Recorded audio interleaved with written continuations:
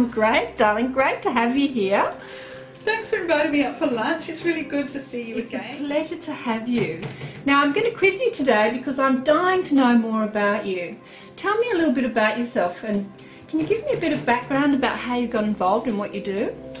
Well, it's a bit of a long story, Karen. Have you got a minute or two? I have. Many years ago, when I always say when God was a boy, years and years ago, I was a high school teacher. And I had a special group of, I would call not dysfunctional children, but children with, I suppose, some social background problems. And I used to see all these issues and things around them, situations, and I could actually visually see things happening to some of these boys.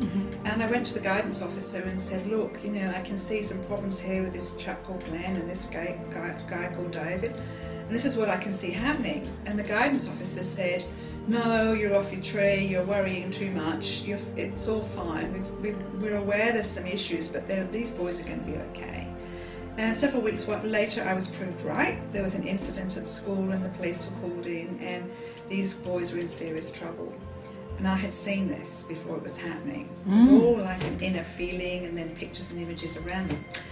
And so I suddenly realised that I was doing something that other teachers weren't doing. I just assumed everybody did that.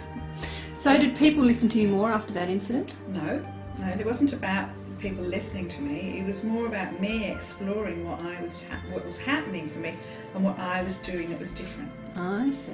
So I went and did some courses, and I found out about all sorts of aspects of our inner world, such as how we function with our inner senses, that some people learn kinetically, some people learn through visual imagery, and some people learn auditory. And after a period of time I got involved heavily with meditation, and I use meditation as the key to explore this whole field within ourselves.